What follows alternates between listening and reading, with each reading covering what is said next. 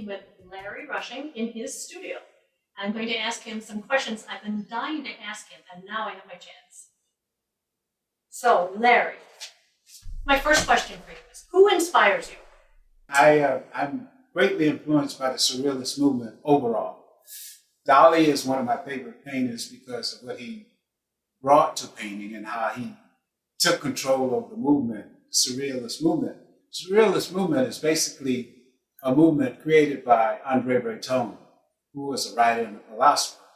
And he created a movement, but Dali came in as an artist and took it over. George Braque, I'm excited about because of his use of transparency opposed to opacities and then layering in color. And out of that whole Cubist movement with Picasso. Now, he and Picasso, of course, shared the same palette, but during the earlier part of that career, Braque was actually, I think, leading. What I see in your paintings, from my perspective, is this play between transparency and opacity, but I see a much more delicate hand than I would say I see in Braque, for example. So I see very much Larry Rushing. So Braque didn't come to mind for me at first, which is a good thing. It means you're not just trying to copy him. You're doing your own thing, and I think you do it really successfully. Like, for instance, where you have something heavy and three-dimensional, and then there's a sheer, this glass through it, and then you see deeper and deeper into the rest of the painting. I mean, I am influenced by Braque a great deal because, like I said, with those things. And also by Dali, because each of those painters, they did their own thing. I mean, they have their own signature. It's like a signature. Once you see a Dali, you know it's a Dali. And there are other painters. I mean, there is a gamut of painters that I'm in love with. And also your love of still life. Oh yeah. Then you're coming out of that Baroque period where I love flooded canvas, lots of things going on, packed, full. The design, I love my design to be full. That's so interesting, the use of the word cluttered. I would never say that. It's more like what you said, full, because it's so, I think of it as so rich and so many layers of what you're trying to depict. Does the painting start as a way for you to evoke an emotion, to recall an event? I mean, how does that go? It does both. I am trying to convey a message by the placement of the objects in the design of my painting. And that whole thing then leads itself to my philosophy, which is that femininity is the universal source of creativity. So you're not married to the idea of somebody seeing your painting and having a particular response. What I want each viewer to be confronted with my painting, I don't care if you love it or you hate it, you can have any kind of opinion you want. I just need you to have a reaction. That means I have connected with you. Now, what you do with that becomes yours because that depends on what you bring into the painting. Yeah. For instance, I just want to tell you, I was thinking about black pearls. Yeah. Because you don't use black very often, right? No, I do not. not. So the black really dominates in that painting. For me, especially, my story that I come up with when I look at that painting is not going to be somebody else's story. Because I look at it and I go, oh, it's like rosary beads to atone for this hedonistic lifestyle of appreciating beauty instead of suffering. Because all your work is so joyful. Right. But there's like that one thing that you threw in there, the black pearls, just took me to like, you're not supposed to be enjoying yourself. Look at the black. It's just so wonderful. But that's my own personal story. Right. Which is what painting is all about. Yeah. It's to accommodate your story. Vice versa, you accommodate it, it accommodates you, and then you travel the distance via the map that is laid out with the positive and negative space throughout the design of the painting. Did you always paint this way? Or is this how you have developed over the years? Where I studied, you had to learn how to be a draftsman first. You needed to know how to render, what they call rendering. You needed to know how to draw a person, draw a bottle, show it in a three-dimensional or illusion on a two-dimensional surface. Make it look real. You could do that, then you could take off and do whatever you choose to do. Be it abstract, flat, plane, color, broken brush strokes, whatever. And then I said, okay, what is it that what's my whole thing? That's when I began to go back and try to figure out what I wanted to do. And then it's my great grandmother. She was the matriarch of our family, of the county, and pretty much the town city because she was a midwife. Oh, okay. She was my doctor. She took me from my mom, Wow. raised me till I was 11, and I was her accompaniment throughout 11 years until her death, all through the time that she was traveling around being a midwife. So you witnessed this life force, this feminine life force and creativity firsthand. Before I even knew what I was looking at. Wow, that's impressive. Because I'm sure I was in the blanket over in the bed on the side. Yeah, and right. She was taking care of business. And so when I just thought about it, I said, okay, I want to communicate the power of femininity. And that's how you choose your objects for your paintings. Absolutely. And even the black pearls. Even the black pearls. Even the pearls. That's right. I just chose black pearls because I felt like they would be stronger. You're right. Opposed to just pearls.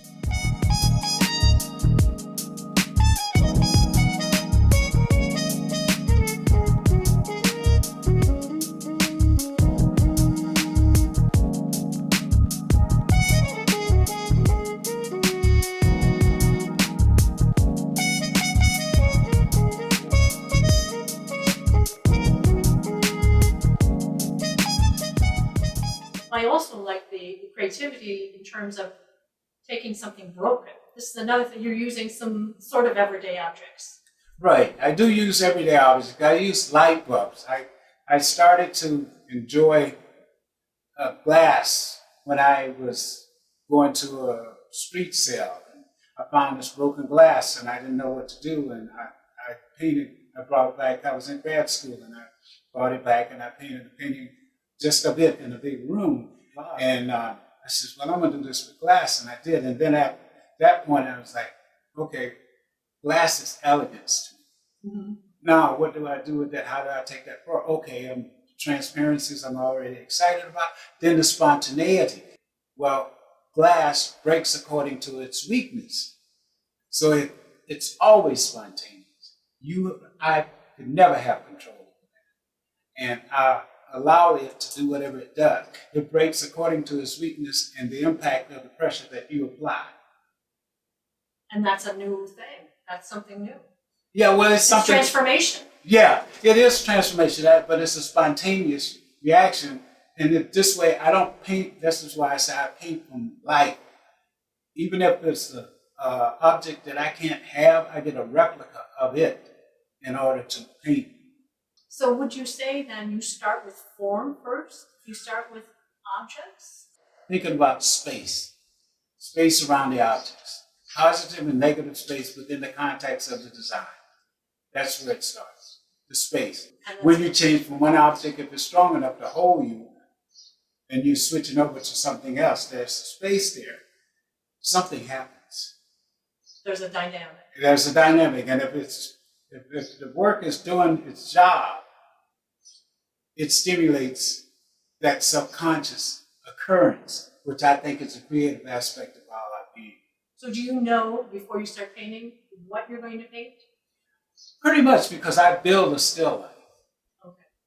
And I break the glass. You break the glass. I break the glass. And break the light bulb. And break the light bulb.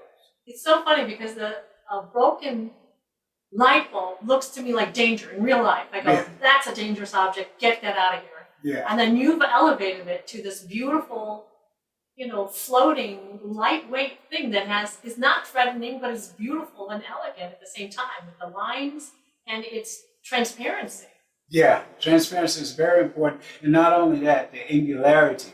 I think it's a great strength of your paintings, the negative space, because I don't even think of it as negative space because my eye is drawn to a spot, let's say, and then I go, oh, that's the spot between two objects. Yes. Instead of like it's an equal representative on the painting. It is. Because of the dynamic with the shape, the line, the color. Yeah, it does. And that's the improvisational rhythm that I'm trying to capture via jazz. Oh, I see. Jazz music. Got Miles Davis, Charlie Parker, Coltrane, Ornette Coleman, my favorites. So is that what you would say your style is? Your painting style is jazz, Well, you could say that, an improvisational rhythm improvisational rhythm. that I'm trying to take from jazz and superimpose perceptually on my painting field design. Do you have other areas of creativity that you also express? Like, do you express yourself in music? Were you a musician? Are you a musician? Is that where you also get the connection to jazz? I'm a music listener. Yeah, well, that's I love to listen to live music and understand it. Yes. So do you have music on while you're painting? Oh, yeah. So I get it. So you're like jazz. So you have, let's say, you start with the foundation of what you think your still life is going to be, and then you do these riffs on it. You improvise within the still life. Within the still life via the linear quality of the design, yes. Because you can always tell, like Miles Davis, you can always tell what the original song was. Exactly. This is why if you look at my painting, hopefully you look at my painting and, oh, I identify that. That's a sidewalk, or that's a building, or that's a pile of chains and glass. And then you get in there and you go someplace, and then once you're ready to exit, you come back. Oh, well, yeah, that was a still life, pile of glass. That's what that was. But you travel this road map to a point, location, and then came back. It's the same thing that Miles does when he plays, or Coltrane takes you off on these wild riffs, and if you can stay with him long enough, he'll bring you back. Some people fall off and just give up. I can't take it. Well, if you let yourself go with it, then you just you transverse. Then you just go until he brings you back just before the song ends. So much of music is like that. I mean, I can compare experiences I've had with Wagner or Philip Glass to that, where you gotta like hold your applause to the end, folks. Yeah. The painting isn't one little piece. It's like, oh, look at that shoot. It's a whole painting. You gotta let it all wash over you. Then it all makes sense. And give it a chance. And hopefully when it makes sense, you have arrived to this different level, this level of understanding what my philosophy is. And then if you truly understand it, then you will recognize the honoring of the elegance of femininity. Once I design the still life, I commit myself to it. I begin to draw it. And then I get a certain place in the painting. There are several layers. But first it's drawn in charcoal. Once it reaches a certain point, then I go in and I do a wash, which is just a wash color just to start giving spatial qualities. Grays, darker grays, and blacks, and what have you. Now we begin to deal with the dynamics of the dimensionality of the illusion, of the three-dimensional illusion. And then once we get that going, then we can start to kind of allow the freedom to have color start to seep in certain things. Objects will begin to move around. They will begin to formulate certain shapes. They begin to move differently. And then the linear quality takes over, and it'll start to superimpose itself on the objects and how they are relating to each other. And it just goes layered step by step by step. Where would you be if you didn't have color? Like, would you still be a painter if all of a sudden the world said, you know what, we have no more color.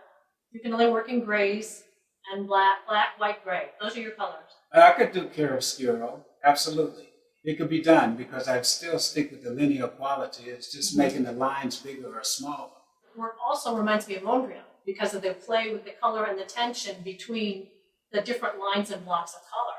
So my first thought was Mondrian because I love Mondrian. Yeah. And the dynamic tension between the colors. If you put this one next to that one, what happens? Yeah.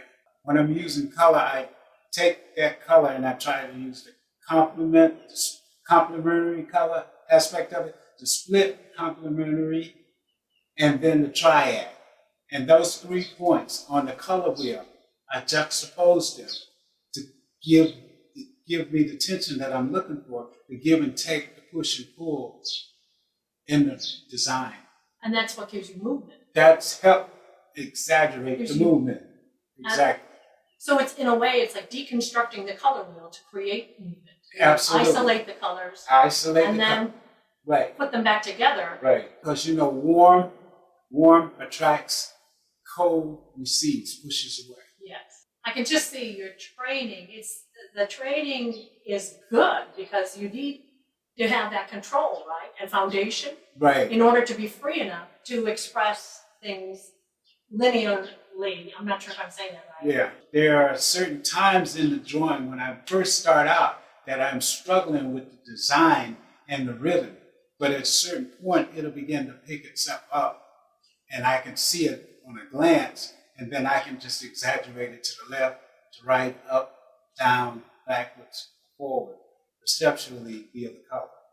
Now, do you ever erase stuff from your paintings? Sure, I paint over things all the time when something's just out of place and it can't work, you know. I might have to paint it out, redraw it. So when you're working in your studio, are you focusing on one painting at a time?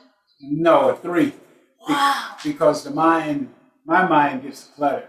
My mind gets to a point where I can't see what's going on and I need to walk away. And so what I do is I take that painting and put it on the wall, get to the next one, and start working on it, get to a point where I'm bogged down, walk away, go to the third one. And once I get to that point with that, by the time I get back to the first one I was working on, it's fresh and I'm ready to pick up where I left off and take that next step. So each one informs the other in a way? Yes. But I usually work on 3 at a time. They usually finish up about the same time, and then I just overlap and have another ready to go, another canvas ready to go. So there's always 3. Do you have a preference? Like, would you say, like, I would really prefer to just work only in oils or something? Oil is the way, without a doubt, for me. But I do love to experiment with gouache and acrylics because it's instant and you can just dry them, you go over and do whatever you want. With oil, you can't do that. You have to take your time. It's like It's always wet. It never really truly dries. Right. It'll move forever, but it's dry enough that you can go over it. What was your art life like as a child? Did you have art? Did Oh, you encouraged in art? as a child. Did you study art? No, I didn't. No, I was illiterate until I was 11 years old. But I did have a coloring book once, Christmas time, and that lasted for about 30 seconds. Really, my art was my own ability to create my own toys. I made my toys out of wire, hay baling wire. It's not very delicate. No, it isn't. Did you wear gloves? I hope? No. Oh, Just dear. a pair of plows, and I used to build tractors and cars and things out of it. But I learned how to do that from my older cousin, who used to make toys like that. And I saw him making them, and I made a replica of it. Not nearly as good as he did. When did you start getting involved in art at all? But the high school I went to was a vocational school. Mm-hmm. And each student in the school had to have some type of vocation. It could be carpentry, masonry, tailoring. So we'll go to school, I'll be a tailor. But then I had to take a class in design. So when I went over to design, I discovered painting and art, fine art. So, oh, okay. But this is just about drawing. Well, I have to draw and design. And then I made the transfer over into fine arts. This is so surprising to me that you don't come from like a lifelong love of art and painting and drawing and all that stuff. No, I come from a lifelong art of repairing tractors, plows, and making wire tractors and wire. So this is where your three-dimensionality comes in. Oh, yeah. Because I was wondering if you had a sculpture or architecture background. It's like an engineering background, Yeah. using the baling wire, trying to fix things and create things. So with baling creating wire. things, absolutely. I did that, but they were my little toys because there was certain equipment that I wasn't allowed to deal with unless my uncles were there and monitored me. Because I was 8, 9 years old, but I could drive a tractor. So that's where the source of some of your paintings, where I see it as, when I look really closely, I go, oh, this item looks more three-dimensional, and that one looks more two-dimensional. But when you put them together, it lifts everything off the page. I mean, off the page, off the canvas. Right. The illusion. Right. Well, what I try to do in my work is that I'm contrasting 2 universes, rural and urban. Okay. First decade of my life, I was on the rural. Second 10 years to 20, I was in the urban. And then once I decided what I wanted to do, I started juxtaposing these 2 universes.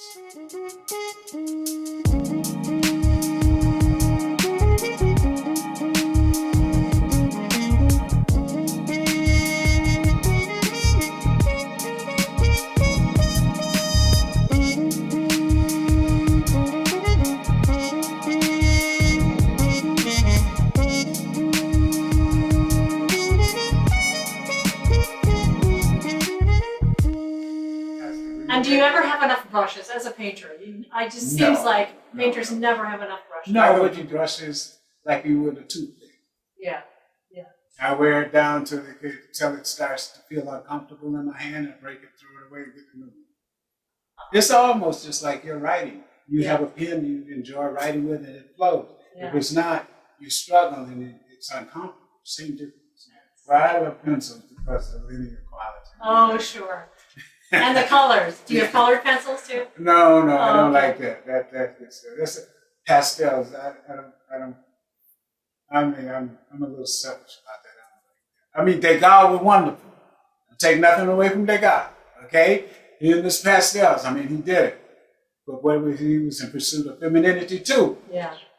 Because he dealt with the ballerinas. So was Lautrec, hung around the brothel house. Sure. They understood what it was. Gauguin, again. So did you ever go, like when you were studying, when you were in art school, because you got your BFA and an MFA? Yeah. Did you have to take classes in sculpture or architecture or those three-dimensional kinds of things? Oh, yeah. I took classes in painting and drawing, and I took 1 or 2 classes in making sculpture, but it didn't sit well. Yeah, you've got the relationship with the paint. Yeah. So it starts off as a plan, and then it has to be spontaneous. Yeah, it starts off with a plan, allowing the spontaneity to take control. What about the color? How was your choice of color? Well, Has that changed over the years? I think it's a combination of two. Being from the farm, the green, the lush spring colors, and then living in a tropical climate for a decade or so. In Florida? Yeah, Florida. That really nailed it. And when I was learning how to paint, I used to just use what was around me. Kind of suit in. But once I left Florida and got to Philly, I started going back to the darker side. So do you think your style of painting, what you produce nowadays, how do you compare it to when you were first painting? Oh, when I was first painting, it was a struggle because I was worried about the symbols and identifying, being able to replicate the symbols and show them to be identified. When you look at it and you see a spoon, you recognize it as a spoon, or an apple, or a stairwell, or a door. When you're painting, is that your true work, or is it an escape from? No, it's true me. You want to step, you get into your place, you're there, you allow yourself to be there, and then something takes over and you step outside of yourself. And then you just begin to expedite the moves that are dictated by the subconscious being of your existence. And then you hit those moments where it's like you hit it and you look up, it's 5 hours later, and you feel, oh my God, I got that. Oh, gee, what time is it? Did I eat today? Yeah, what did I? And then you're like, okay. Then the next day you see what you did. It's like, can I do it again? When can I get back in? Oh, so you don't rely on divine inspiration. No. What I say, the muse dance when she feels like it. Oh, I like that. The muse dance when she feels like it. Oh, that's good. You just have to make yourself available, and she will let you know. Oh, that's good. Thank you, everyone, for listening today. We've been talking with Lally Ross about his art and his technique and his style and his love of form, color, function, and what else, Larry? What else? Creativeness. And elegance of femininity. Thank you for that. I really appreciate it. I feel like I've learned so much more about your painting. And at the same time, I feel like it's the tip of the iceberg. I'm going to have to just keep coming back to see your paintings. Well, you're always welcome, and thank you, Lally. Thank you.